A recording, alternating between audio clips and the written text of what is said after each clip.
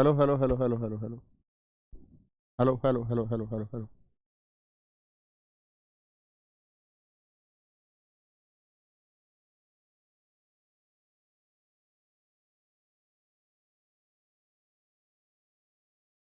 Hello. अभी ठीक है बस।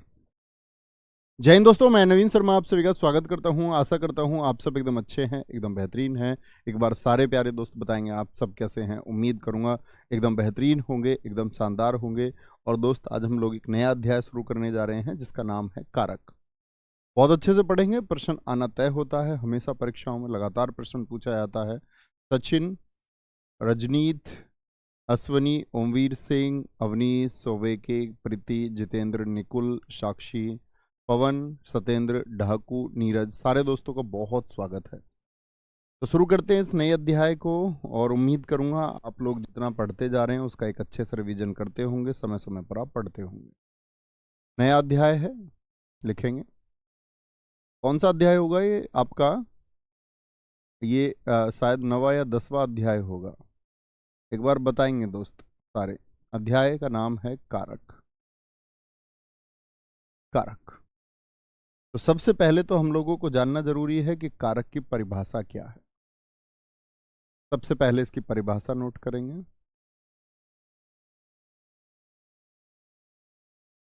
परिभाषा क्या बोलेंगे? वे शब्द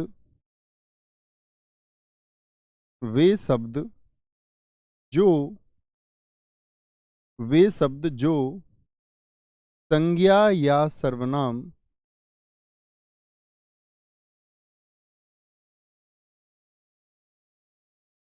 संज्ञा या सर्वनाम का संबंध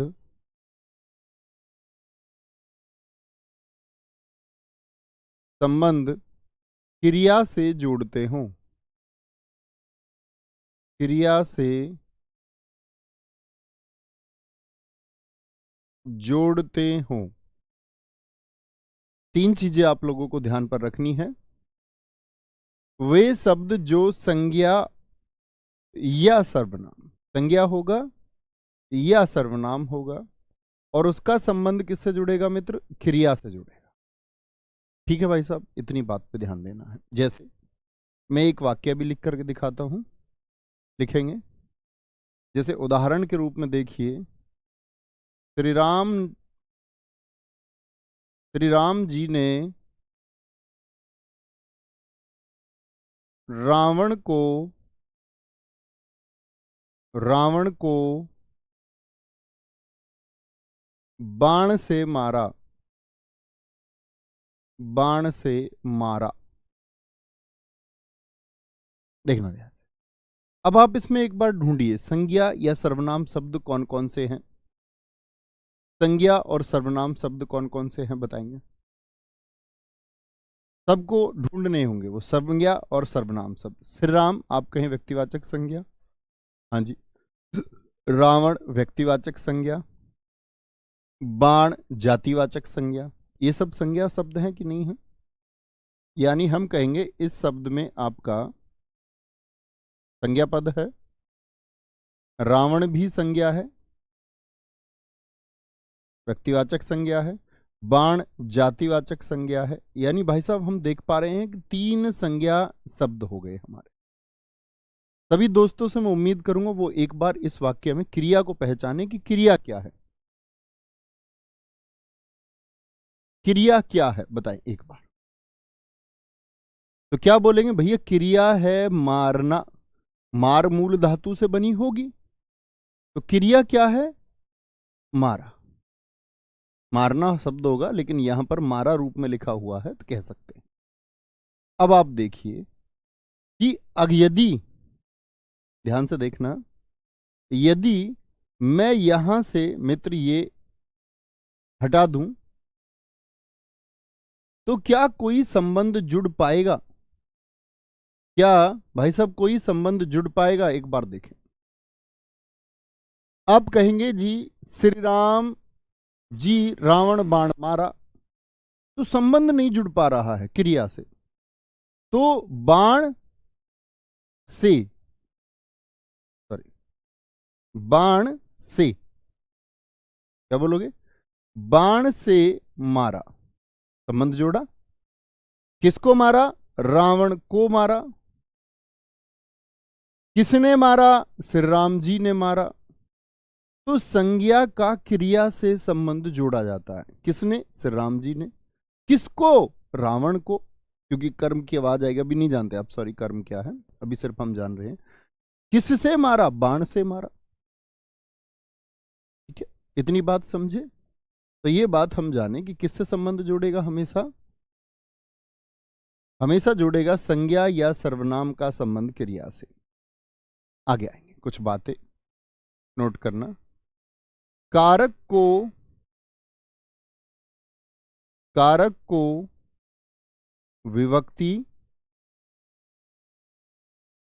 विभक्ति और परसर्ग भी कहते हैं। तो परसर्ग किसका नाम है? कारक का। परसर्ग भी कहते हैं। यानी मैं आपसे कभी पूछूं परसर्ग क्या है, तो आप कहेंगे भैया कारक होगा। क्या होगा? कारक होगा। बिल्कुल ऋतु कुमारी जी, ठीक है। क्या बोलेंगे इसको? विभक्ति बोल दें या इसको परसर्ग बोल दें? और विभक्ति हमेशा किसकी होगी? कारक की ही विभक्ति होगी। तो जरूरी नहीं है मैं आपसे हमेशा ये कहूं कि कारक कौन सा है, मैं आपसे कह सकता हूं कौन सी विभक्ति का प्रयोग हुआ है। तो आपको जानना होगा कि विभक्ति कौन सी है, मैं परसर्ग बोल सकता हूं। ठीक है भैया, खाकी बैच वाला नोट्स चल जाएगा एसआई के लिए। हाँ, वो नोट्स लेके बैठा करो। देखो आपके पास, आपने अब से पहले कहीं भी हिंदी पढ़ी है, अगर आपने नोट्स बनाए तो वो लेके बैठ जाया करो। मेरे द्वारा हिंदी पढ़ी है पहले, या कहीं और किसी और गुरुजी से हिंदी पढ़ी है, तो एक बार नोट्स लेके बैठ जाया करो।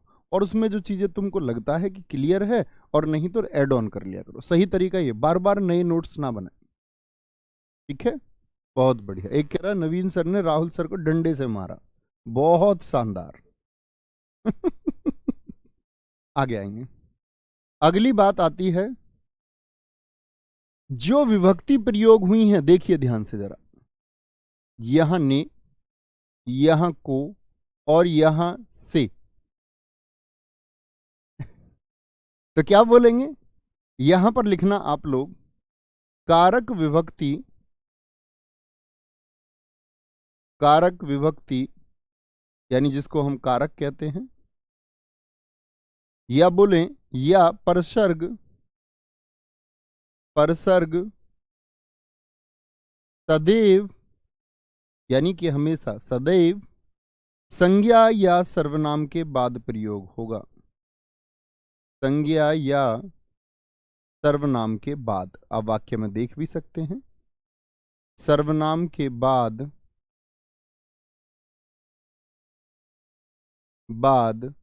प्रयोग होता है। इसके बाद प्रयोग होगा, जैसे श्री राम जी संज्ञा के बाद में, रावण संज्ञा के बाद में, और बाण संज्ञा के बाद में से का प्रयोग हुआ। तो कारक विभक्ति और परसर्ग सदैव कहां होंगे? संज्ञा या सर्वनाम के बाद होंगे। अच्छा जी, आगे चलते हैं। एक वाक्य में कितने कारक हो सकते हैं, जरा बताएं। एक वाक्य में, एक वाक्य में, एक वाक्य में 8 कारक हो सकते हैं। 8 कारक हो सकते हैं, लेकिन एक शब्द में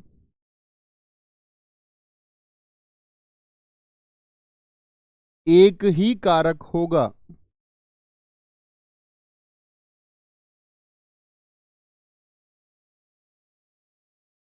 बात को समझेंगे भाई। बात यह है, बात क्या है? बात यह है कि एक वाक्य में, अच्छा अभी आप लोग नहीं जानते कारक कितने होते हैं, एक बार जान लीजिए कि कारक 8 होते हैं। मैं पूछूं कारक के कुल कितने प्रकार हैं, आप कहेंगे भैया कारक के कुल 8 प्रकार होते हैं। तो एक वाक्य में 8 कारक हो सकते हैं, नो डाउट। एक वाक्य में 8 कारक हो सकते हैं, कर्ता, कर्म, अपादान, संप्रदान, करण आदि 8 हो सकते हैं। लेकिन कभी भी एक शब्द आया और आप कंफ्यूज हो गए, या मैं गलत बता दूं आपको, आप कहेंगे भैया यहां तो संप्रदान होना चाहिए, मैं कहूंगा नहीं यहां पर तो कर्म होना चाहिए। आप कहेंगे भैया यहां तो अपदान होना चाहिए, मैं कहूंगा नहीं यहां पर तो कर्ण होना चाहिए। तो कहने का मतलब है या तो आप ठीक हैं या मैं ठीक हूं। अगर हम कभी बोलने लग जाएं कि जी कर्म या संप्रदान, तो एक ही होगा। ऐसा नहीं हो सकता कि एक शब्द को में, अभी हम आगे इस बारे में चर्चा करेंगे, को होता है, जैसे को दो की पहचान होगा, कर्म की भी और संप्रदान की भी। तो ऐसा नहीं हो सकता कर्म और संप्रदान दोनों हो जाएंगे, एक ही होगा। तो एक शब्द में कितना होगा, कारक, यानी कि अगर हम कुछ और उत्तर दे रहे हैं तो वो गलत है हमारा। समझे जी भाई साहब? तो एक वाक्य में 8 कारक हो सकते हैं, ठीक है, ये बात याद रखेंगे। अगली बात आती है, कारक के कुल 8 भेद होते हैं। कारक के कुल 8 भेद होते हैं। कभी आपसे पूछूं मैं, कारक के कुल कितने भेद होते हैं? 8 प्रकार के कारक होंगे, 8 भेद होते हैं। यहां पर याद रखेंगे, कारक के संज्ञा या सर्वनाम के आधार पर भेद पूछ ले आपसे। कारक के संज्ञा या सर्वनाम के आधार पर भेद, आधार पर भेद, तब आपको उत्तर देना है 6। अगर यदि मैं आपसे पूछूं कारक के कुल कितने भेद, तो आप कहेंगे 8। कारक के कुल भेद मैं आपसे पूछूं तो आप कहेंगे 8। लेकिन यदि मैं पूछ लूं कारक के संज्ञा और सर्वनाम के आधार पर भेद, तो मैं कहूंगा 6। 2 कहां चले गए? तो संबंध और संबोधन को प्रयोग नहीं किया जाता है, क्योंकि संबंध और संबोधन संज्ञा या सर्वनाम का क्रिया से संबंध नहीं जोड़ते हैं। जब हम उनके वाक्यों को लिखेंगे तब आप उसको और अधिक स्पष्ट समझ पाएंगे। लेकिन अभी याद रख लेना कि संबंध और संबोधन वाक्य में जो कर्ता होगा, यानी कि जो संज्ञा या सर्वनाम होगा, उसका संबंध क्रिया से नहीं जोड़ते हैं।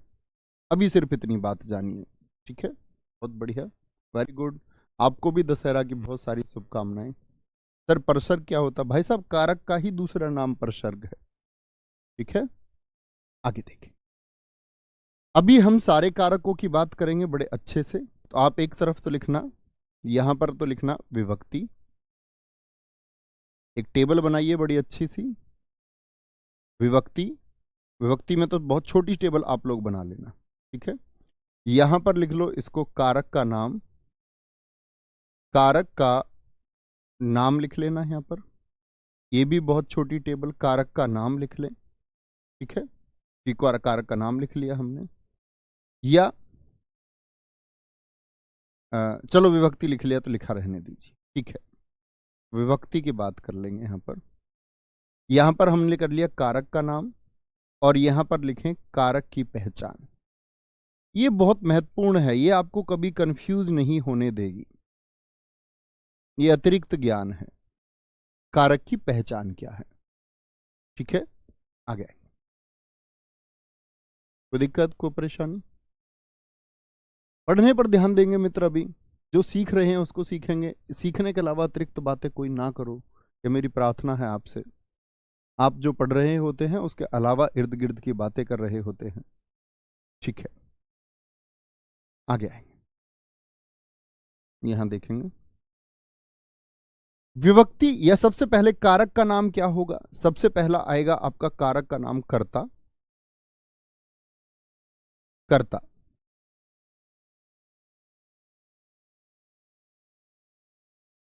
कर्ता की विभक्ति होती है ने। क्या होगी? ने विभक्ति होगी। कर्म, कर्म की विभक्ति होगी को। क्या लिखा हुआ होगा? को। फिर आएगा आपका तीसरा, क्या बोलोगे, कर्ण। कर्ण की विभक्ति होगी से, लेकिन इस से का अर्थ होगा के द्वारा। से का अर्थ होगा के द्वारा। अभी हम सीखेंगे सारी चीजों को, ठीक है। कर्ण, कर्ण के बाद में आता है संप्रदान। संप्रदान की दो विभक्तियां होंगी, एक तो होगी को ही, जैसे कर्म में भी है, लेकिन इसका अर्थ होगा के लिए, और के लिए भी इसकी की पहचान है। के लिए किसकी, संप्रदान की। फिर आएगा संबंध। क्या आएगा, पहले कर्ता आ जाएगा, फिर कर्म, फिर करण, फिर संप्रदान, संप्रदान के बाद अपादान। तब लेंगे संबंध को, अपादान। अपादान की जो विभक्ति होगी उसका अर्थ भी होगा क्या, से। क्या होगा, से। लेकिन ये किसको दर्शाएगा, आपका अलगाव को, अलग होने के भाव को। अलग होने का भाव यानी कि पृथक्करण को दर्शाएगा, पृथक्करण को दर्शाएगा, ठीक है। कर्ता, कर्म, करण, संप्रदान, अपादान। फिर आएगा आपका संबंध। संबंध की पहचान क्या होगी, जो मित्र जानते हैं वो लिखते रहें। का, के, की, ना, ने, नी, रा, रे, री। बहुत बार परीक्षाओं में पूछा गया है संबंध कारक की कितनी विभक्तियां होती हैं, 9 होती हैं, ठीक है, 9 होती हैं। अच्छा जी, संबंध हो गया। संबंध के बाद में आपका आएगा अधिकरण। अधिकरण, अधिकरण की पहचान होगी में और पर, में और पर। और अधिकरण के बाद में फिर आएगा आपका संबोधन। संबोधन की पहचान होगी क्या, हे, हो, अरे आदि। अभी जो बच्चे पहली बार पढ़ रहे होंगे उनको लग रहा होगा कि ये क्या चीज है जी, बड़ा आसान सा है, अभी थोड़ी देर में समझ में आएगा। अभी थोड़ा नोट्स बनाएं बस, फिर हम जानेंगे। बात को समझे, यहां से शुरू करें। हमने लिखा विभक्ति। विभक्ति, विभक्ति पहली कौन सी थी, बोले कर्ता विभक्ति है, यानी इसको किसके द्वारा, ने के द्वारा। एक बार बोले इसको, कर्ता ने कर्म को करण से संप्रदान के लिए अपादान से अलग, अपादान से अलग, संबंध काके की, रारेरी, नाने नी, अधिकरण में पर। एक दो बार बोलिए, इसको याद होगा। बहुत बढ़िया अंकित दलाल, सचिन यादव, बहुत बढ़िया बोलेंगे जी, कोई दिक्कत। तो विभक्ति की जब पहचान हुई तो किससे हुई, ये हुआ ने से। किससे, ने से, यानी कि ये प्रथम विभक्ति हुई। कर्ता हुआ पहला आपका, तो इसी को हम ने को पहचान देते हैं प्रथमा की। कौन सी विभक्ति होती है ये, प्रथम विभक्ति होती है। क्या है ये, ने कौन सी विभक्ति है, ये प्रथम विभक्ति है, पहला स्थान इसी का है। कर्म कौन सी विभक्ति हो जाएगी, ये द्वितीय विभक्ति हो जाएगी। कई बार परीक्षाओं में मित्र आप देखेंगे, जब आप प्रश्नों का अध्ययन करते होंगे, जो अच्छे छात्र होंगे वो देखते होंगे कि कई बार कर्म नहीं लिखता, कहता है कौन सा कारक है, ये कौन सी विभक्ति है, और नाम देता प्रथमा, द्वितीय, तृतीया, चतुर्थ, सिर्फ इतना। ठीक है, तो ये कौन सा हो जाएगा, ये तृतीया हो जाएगा, तृतीया विभक्ति हो जाएगी। संप्रदान कौन सी विभक्ति हो जाएगी, ये चतुर्थ विभक्ति हो जाएगी। अपादान पंचमी विभक्ति हो जाएगी, यानी पंचम हो जाएगी। और संबंध आपका षष्ठ विभक्ति हो जाएगी, षष्ठी कह सकते हैं। और बाद में आपका सप्तमी। संबोधन को अष्टमी नहीं कहेंगे, ठीक है, कोई दिक्कत। आ गया, यहां देखिए, इतनी बात में हाँ जी याद है। Manjeet very good, Babita very good, बहुत शानदार। अब आते कारक की पहचान पर। पहचान कैसे होगी, पहचान को जरा ध्यान से देखेंगे। मैंने कहा कर्ता की पहचान ने है, तो कर्ता होगा कौन दरअसल में, कार्य को करने वाला। कर्ता कौन होगा हमेशा, जो कार्य को करता है, कार्य को करने वाला होगा आपका कर्ता। ये तो जानते ही है, मैंने आपको एक दिन कर्ता बताया कि हरीश रोटी खाता है, इसमें कर्ता बताइए जरा क्या है। हरीश रोटी खाता है, इसमें कर्ता बताइए। ठीक है, कार्य को करने वाला, द्वितीय विभक्ति जो होगी आपकी इसमें कर्म, कर्म क्या होगा? कर्म होगा जिस पर अभी हम इन सब का प्रयोग करेंगे, जिस पर क्रिया का प्रभाव पड़े, जिस पर क्रिया का प्रभाव पड़े। ठीक है, कर्म क्या होगा? जिस पर क्रिया का कुल प्रभाव पड़े। एक हमारे मित्र पूछ रहे हैं जी परसर्ग की कुल संख्या कितनी है? मित्र मैंने आपको बता दिया, कारक को ही परसर्ग कहते हैं। आप क्या रटने वाले बच्चे हैं? एक बात बताइए, क्या आप रटना चाहते हैं हर एक चीज को? ये तो गलत बात हुई भाई साहब। जिस पर क्रिया का प्रभाव पड़े, करण क्या होगा? करण होगा से अर्थात के द्वारा, कोई भी जो आपका साधन होगा, सोर्स होगा, कोई साधन या वजह, साधन या वजह, संप्रदान होगा के लिए। संप्रदान के लिए मतलब जिसके लिए कार्य किया जाएगा, जिसके लिए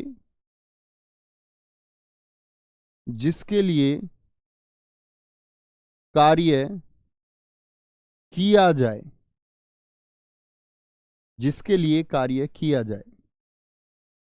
पंचम अपादान क्या होगा? अपादान में एक अलगाव की बात होगी, दो चीजें या वस्तुएं या संज्ञाएं एक दूसरे से अलग होंगी, एक दूसरे से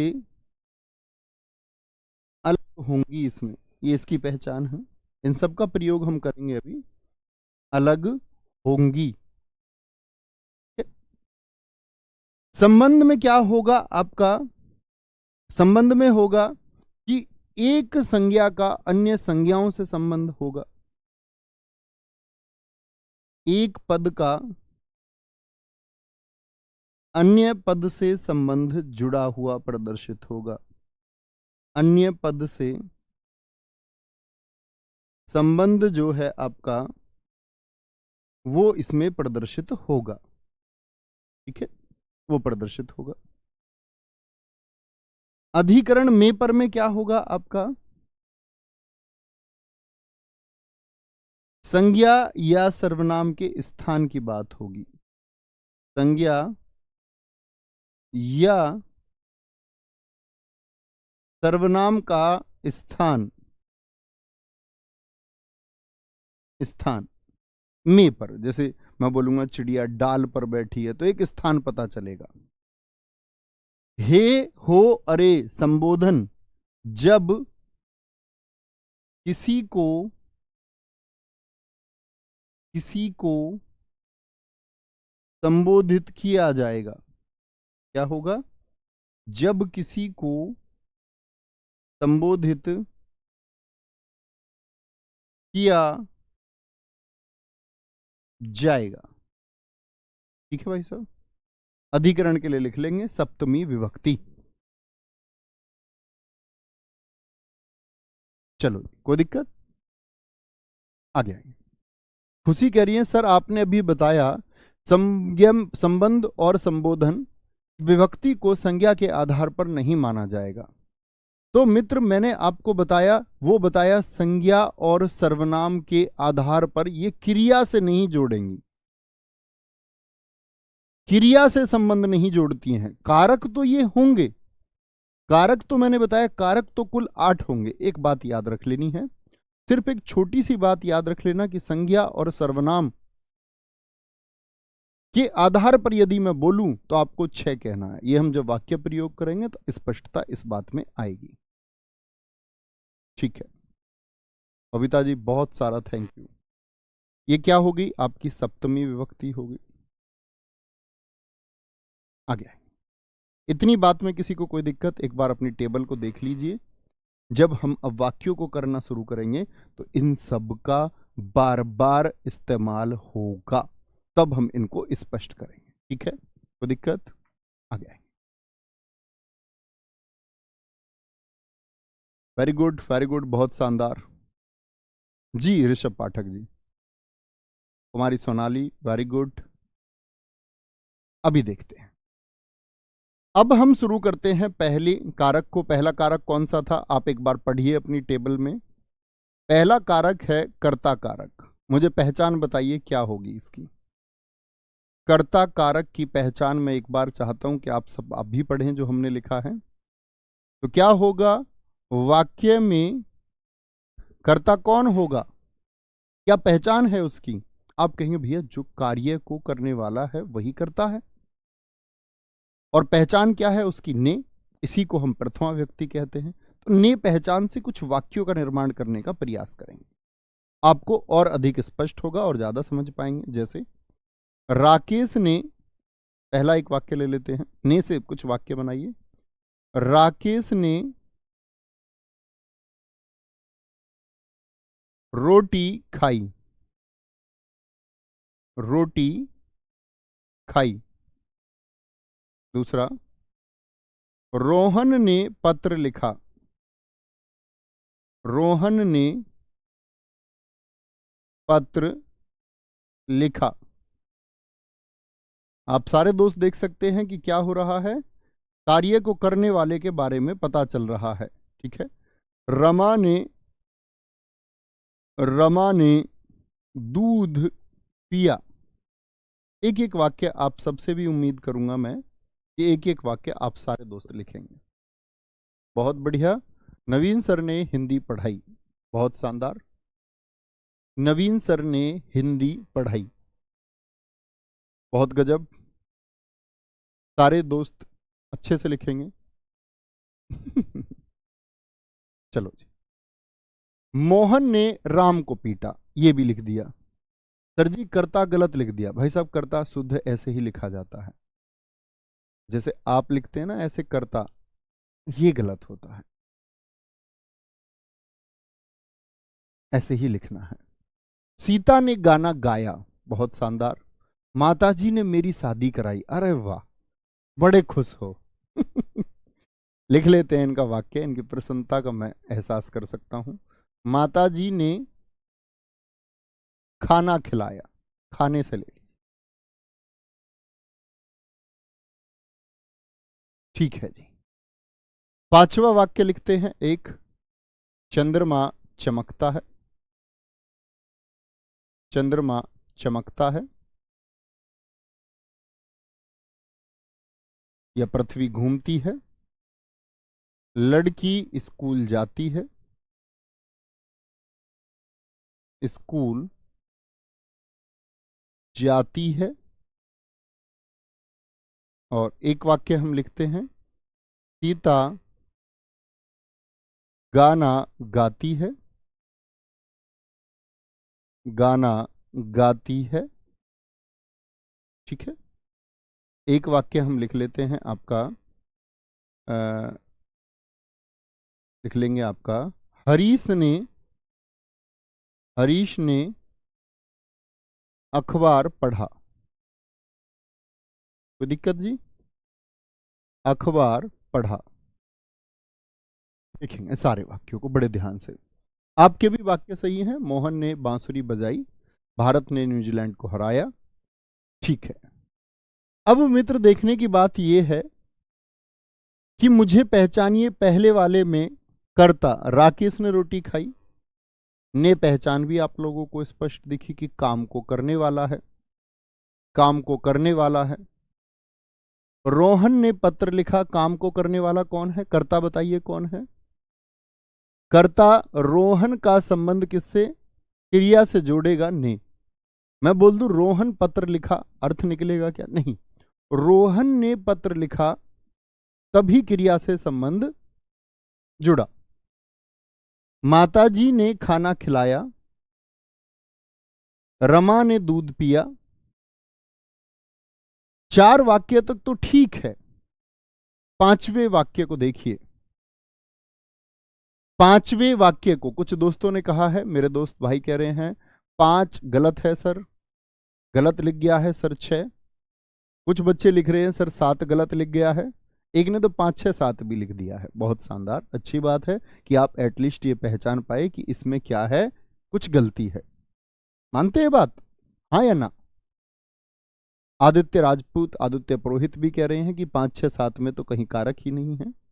देख लेते हैं 8 में तो कोई समस्या नहीं है, आपको कोई दिक्कत नहीं है। सचिन ने बाजरा काटा, बहुत शानदार। आगे आएंगे तो इन तीनों को देखिए, 5 6 और 7 को, 5 6 और 7 को देखिए, इनमें कारक है क्या?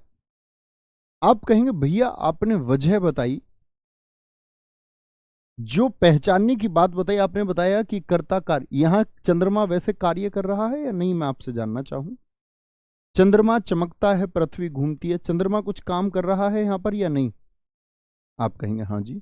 लड़की स्कूल जाती है, लड़की करता है कि नहीं वाक्य में? या करता तो है, लड़की स्कूल जाती है, काम कर रही है। सीता गाना गाती है, करता तो है, सीता गाना गाती है, तो काम को करने वाला कौन है, गाने को गाने वाला कौन है, करता है।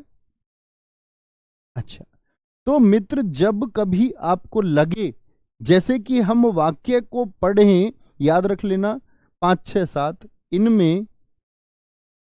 इनमें कारक विभक्ति छिपी हुई है, दिख नहीं रही है ना? इनमें कारक विभक्ति छुपी हुई होती है, विभक्ति छुपी हुई है, क्योंकि करता तो है। और ऐसी विभक्ति को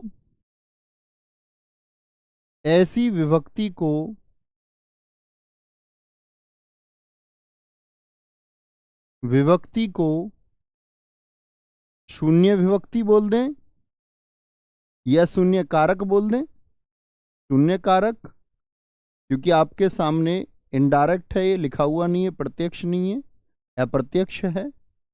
या अप्रत्यक्ष को हम परोक्ष भी कह सकते हैं, जो सामने ना हो, आंखों के सामने ना हो।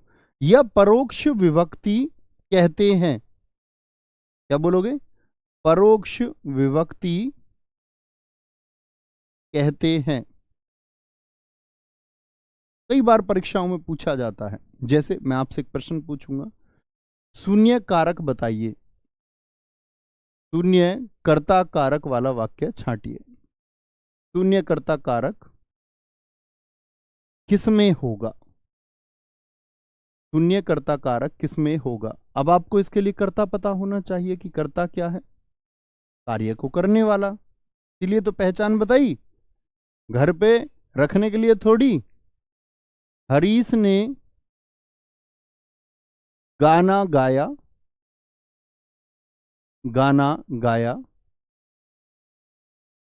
बबीता ने रोटी बनाई, बबीता ने रोटी बनाई,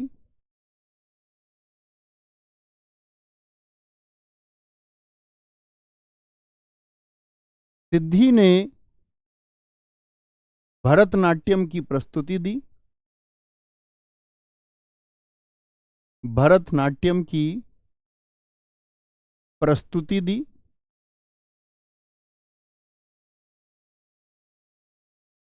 चार, राकेश टहल रहा है। मुझे बताइए एक बार, शून्य कर्ता कारक किसमें होगा?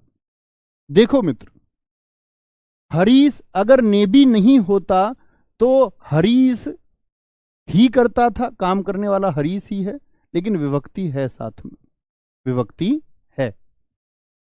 काम करने वाला यहां भी बबीता करता ही है, लेकिन विभक्ति साथ में है, यानी कारक है साथ में।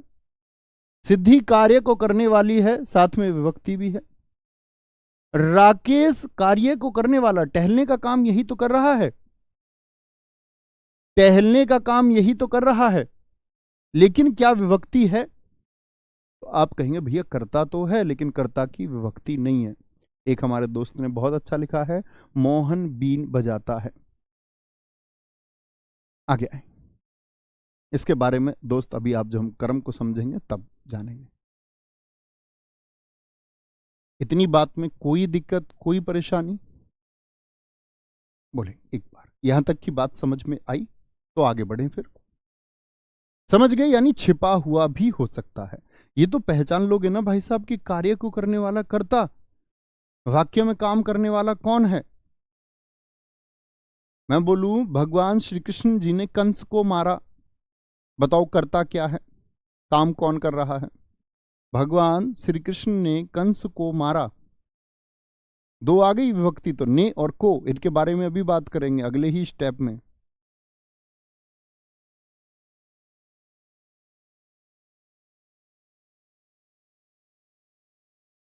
कोई दिक्कत? तो इसमें कारक विभक्ति क्या बोलोगे? छुपी हुई है। सर छुपी होगा या छिपी होगा? दोनों ही शब्द होते हैं, छुपना भी और छिपना भी, दोनों ही सार्थक शब्द हैं। कोई दिक्कत? आ गया। यहां तक की बात में धीरे धीरे समझ पाएंगे। तो ये समझ में आया थोड़ा बहुत? अगर मैं बात करूं आप कहेंगे हाँ जी। दूसरा कारक कौन सा है हमारा? अब इनके बीच में थोड़ा कॉन्ट्राडिक्शन भी शुरू होगा, विरोध भी आना शुरू होगा, अभी आएंगे, विरोध हम ही पैदा करेंगे। प्रदीप कुमार जी कह रहे सर आप मेरे कमेंट क्यों नहीं पढ़ते? क्योंकि दोस्त आप मूर्ख छात्र हैं, इसीलिए आपके कमेंट नहीं पढ़ते हैं। आप जिस दिन बौद्धिक हो जाएंगे तो शायद बहुत जरूरी हो जाएगा। क्या ही होता है कमेंट पढ़ने से? आप सोचो ना, अपने काम की कोई बात नहीं लिखी और ये वेस्ट तो चला गया इतने सेकंड का समय। आप किया ही ना करो ना। कर्म कारक कौन सा है? कर्म कारक एक बार आप पढ़ें अपनी लिस्ट में, क्या इसकी विभक्ति होती है मुझे बताएं सारे दोस्त, और एक बार बताएं इसकी क्या पहचान मैंने आपको बताई। आप कहेंगे कि भैया जिसका असर किस पर पड़ेगा? क्रिया पर पड़ेगा। जैसे देखें, क्रिया पर पड़ेगा तो कैसे? यहां देखना, पहला वाक्य है माताजी, माताजी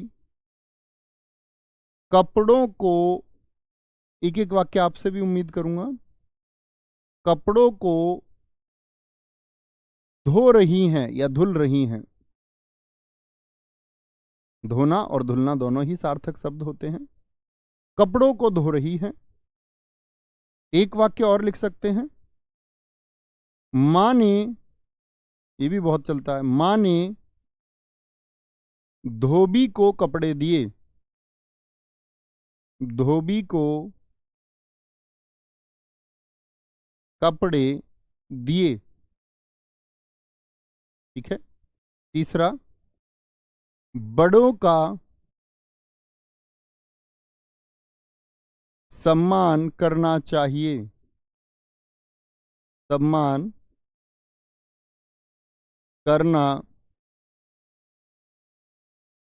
चाहिए। ठीक है।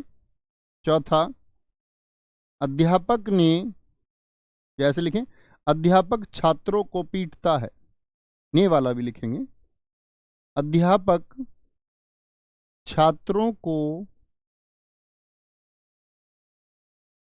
पीटता है। एक वाक्य और लिखेंगे, अध्यापक ने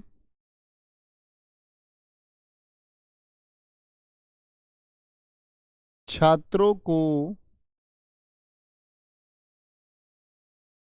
पढ़ाया को। ठीक है। राम वन को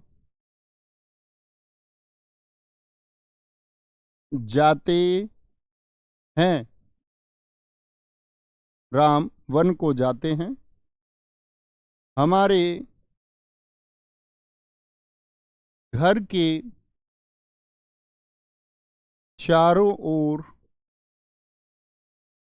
चारों ओर बगीचा है।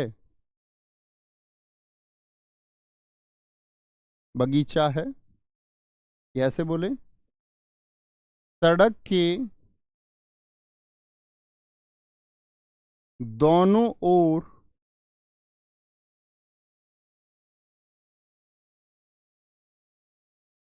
वृक्ष लगे हैं। वाक्य को देखेंगे ध्यान से और बहुत कुछ समझेंगे। बहुत शानदार। मोहन ने चोर को पकड़ा, एक वाक्य ये भी अच्छा लिखा है आपने। कोई दिक्कत, कोई परेशानी? बोलेंगे। कोई दिक्कत, कोई परेशानी? पिताजी ट्रैक्टर को साफ कर रहे हैं, बहुत शानदार। पंडाल को सजाया गया, वेरी गुड, बहुत अच्छा वाक्य आपने लिखा है। अफगानिस्तान ने पाकिस्तान को हराया, वेरी गुड। कोई परेशानी, कोई दिक्कत?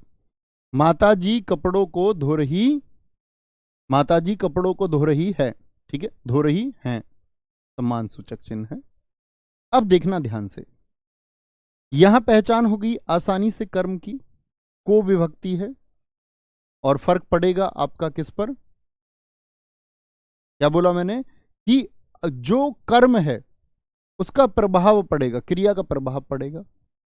मां ने धोबी को कपड़े दिए। अब मित्र आप यहां देखना, ने किसकी पहचान थी और को किसकी पहचान थी, एक बार बताइए। ने किसकी पहचान थी? कर्ता की। और को किसकी पहचान है जी? कर्म की। तो भैया यहां तो दोनों कारक आ गए, दोनों कारक आ गए। ये बताओ हां या ना, पहले इतनी बात बताओ। आप कहेंगे जी हां दोनों कारक आ गए।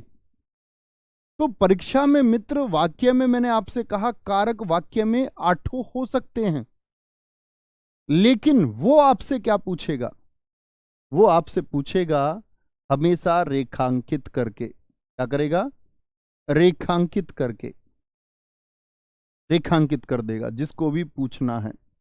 मां ने धोबी को, तो को जानना चाह रहा है तो को रेखांकित कर देगा, ऐसे रेखा द्वारा अंकित, मां ने रेखांकित कर देगा।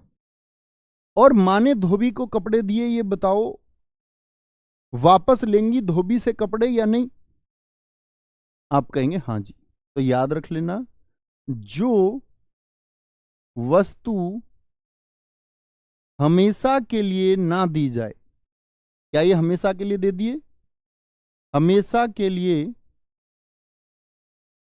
न दी जाए। आपको याद होगा ये बात मैंने आपको बताई थी वस्तु देने की या लेने की, एक बार थम्स अप करें। आप लोगों को याद होगा जब मैंने संप्रदान, मैंने आपको बताया सकारात्मक वस्तुएं ऐसी चीजें जो दी जाती हैं और ऐसी चीजें जो नहीं दी जाती हैं, उनकी पूरी एक लिस्ट मैंने आपको कक्षा में लिखवाई है मित्र। जो वस्तु हमेशा के लिए ना दी जाए तो कर्म कारक होता है, कर्म कारक, ये बात याद रखें, कर्म कारक होता है, ठीक है। बड़ों का सम्मान करना चाहिए। आप कहेंगे भैया यहां तो का आ गया, तो ये तो गलत हो गया, का से कैसे बनाएंगे? तो ये तो बन ही नहीं पा रहा, संबंध जोड़ दिया इसने तो बड़ों को। तो हमें क्या करना पड़ेगा? बड़ों को सम्मान देना चाहिए, बड़ों को सम्मान देना चाहिए, ठीक है, वेरी गुड। सभी दोस्तों का थम्स अप आता हुआ। अध्यापक छात्रों को पीटता है, ये भी ठीक है जी, कोई दिक्कत नहीं। फिर से यही बात आई, क्या होगा? रेखांकित करके देगा। अगर ने को रेखांकित कर देगा तो आप क्या उत्तर देंगे? करता है। बहुत बढ़िया शिवम कुमार जी, दिल खुश। छात्रों को पढ़ाया, बहुत बढ़िया। एक हमारे दोस्त ने लिखा है जो चीज वापस ना दी जाए वहां पर संप्रदान होगा, बहुत शाबाश। राम वन को जाते हैं, यहां पर किसकी बात हुई? गमन की बात हुई। तो कभी भी गमन अर्थात जाना, तो गमन की बात जब भी होगी, गमन की बात, गमन की बात ये होता है आपका कर्म कारक। तो दिक्कत, हमारे घर के चारों ओर, ये देखिए चारों ओर, कभी भी आपको दिशा बताए इस तरह से, घर के चारों ओर, तीनों तरफ, दोनों तरफ, वाक्य बनाइए इस तरह से, दोनों तरफ। तो दोनों तरफ या चारों तरफ की मैं बात करूं तो क्या बोलोगे भैया? यहां देखो दोनों ओर। तो जब कभी भी दिशा की बात होगी तो कर्म होगा। ये अपवाद है। ये क्या है? ये अपवाद है। और बहुत बार परीक्षाओं में पूछ लिए जाते हैं, हम कंफ्यूज होते हैं, क्या लगा दें, काके की देख करके हम लोग संबंध की तरफ बढ़ जाते हैं, लेकिन नहीं, दिशा की बात होगी तो कर्म कारक होगा। कर्ता कारक में क्या कोई अपवाद था? नहीं। कर्म कारक में सिर्फ दो अपवाद हैं। एक जब गमन की बात होगी यानी जाने की बात होगी, उसके घर के चारों तरफ कांच के शीशे लगे हैं, बड़ी दिक्कत हो जाएगी, तुम उसके घर जा ही नहीं पाओगे। ठीक है, कोई दिक्कत, कोई परेशानी इस बात में? बहुत बढ़िया, बहुत शानदार। मेरे घर के चारों तरफ दीवार है, कोई परेशानी जी? सर शायद संबंध होता, शायद से काम नहीं चलता है नीतीश कुमार जी, शायद की आवश्यकता ही नहीं है। मेरे स्कूल के दोनों तरफ तालाब है, हमारे चारों तरफ वायुमंडल है, मेरे चारों तरफ शत्रु हैं। Ved Prakash, very good. Police चोर को पकड़ेगी, बहुत शानदार वाक्य आपने लिखा है। तो सीधा सीधा स्पष्ट रूप से कर्म ही है। भारत तीन ओर से समुद्र से घिरा है, वेरी गुड, इसीलिए भारत को हम प्रायद्वीप कहते हैं। कोई दिक्कत? तो क्या बोलोगे? आपका चारों ओर का मतलब क्या हुआ? चारों ओर यानी कि हम एक दिशा की बात कर रहे हैं। जैसे आप लोग गणित में पढ़ते हैं वर्ग, तो इसकी ये क्या, चारों ओर है, चारों ओर, चार गुणा भुजा, ये क्या होता है? आयताकार, चारों ओर हो गया। तो इन सब चीजों को जब हम भार भाप से नापते हैं तो आप इसको क्या बोलते हैं? परिमाप कहते हैं कि नहीं? परिमाप आप इसको बोलते हैं? हाँ जी बोलते हैं। तो दरअसल में ये बात होती है परिमाप की, परिमाप। और इसको दिशा हम साधारण रूप से बच्चों को बताते हैं। अर्थपूर्ण क्या होता है? अर्थपूर्ण होता है परिव। परिव का अर्थ है जिसमें हम बात करते हैं दोनों ओर, तीनों ओर, चारों ओर, पांचों ओर, ये परिव होता है, जिसमें पांचों ओर संभव है नहीं, वैसे अधिकतम चारों ओर हो सकता है। वेरी गुड, गब्बर ने बसंती को नचाया, वाओ, बिल्कुल कुमार जी, ऐसी जगह बहुत दिमाग चलता है तुम्हारा। मेरे घर के चारों ओर डीजे बज रहे हैं, वेरी गुड। आगे भारत विश्व कप को जीतेगा। लेकिन मैं बोल दूं इसमें, देखो बड़ा अच्छा वाक्य एक हमारे दोस्त ने लिखा, नाम मैं इनका पढ़ नहीं पाया, भारत विश्व कप जीतेगा, ये वाक्य सही है या नहीं है? एक बार बताएं। भारत विश्व कप जीतेगा, ये वाक्य आप देखिए, ये वाक्य शुद्ध है कि नहीं है? एकदम से ठीक है, कोई दिक्कत नहीं है। लेकिन मैं अगर यहां पर को भी इस्तेमाल कर लूं तो कोई दिक्कत है क्या? नहीं जी, कोई दिक्कत नहीं है। तो यदि को इस्तेमाल नहीं था तो कर्म कारक भी शून्य कई बार हो जाता है। भारत विश्व कप जीतेगा, यहां पर कर्म की शून्यता है, ठीक है, कोई दिक्कत? बहुत बढ़िया। हमने उसे चारों ओर खोज लिया है, वेरी गुड, ये भी आपका परिव की बात करता है। तीसरे की तरफ चलते हैं। तीसरा कौन सा है आपका बताएं? कर्ता ने कर्म को, और तीसरे से पढ़ेंगे हम आपका करण। करण का क्या बताया मैंने? अर्थात ते अर्थात के द्वारा, ते अर्थात के द्वारा, और वजह और साधन आएंगे इसमें। तो यहां से कल कंटिन्यू करेंगे, बहुत अच्छे से सीखते हुए चलिए। मैंने आपसे कहा कि अगर मैं कुछ वाक्य लिखाता हूं तो कुछ वाक्य आपको निर्मित करने होंगे। मैंने आपसे कल भी कहा था दोस्त, हमेशा आपको एक बेहतरीन अध्ययन करना है।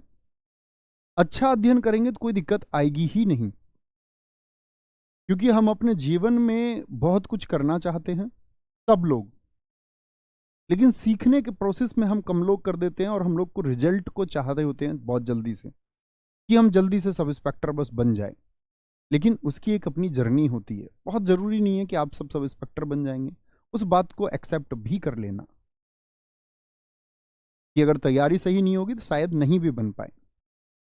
जैसे हम अपनी ज़िंदगी में कुछ चाहते थे तो वो नहीं मिल पाया, अब वो नहीं मिल पाया तो इसका मतलब ये नहीं है कि कुछ और ना मिले, कुछ और उससे बेहतर मिल सकता है। और वो बेहतर तभी मिलेगा जब आपका सीखने का प्रोसेस, लर्निंग प्रोसेस यदि अच्छा है, आप यदि नतमस्तक होकर के लर्निंग करते हैं और एकदम से डूब के सीखना चाहते हैं और धीरे धीरे सीखना चाहते हैं, तो आप एक सही रास्ते पर हैं। मिलते हैं कल की क्लास में। Thank you. जय हिंद, जय भारत, जय मां सरस्वती, बहुत सारा प्यार।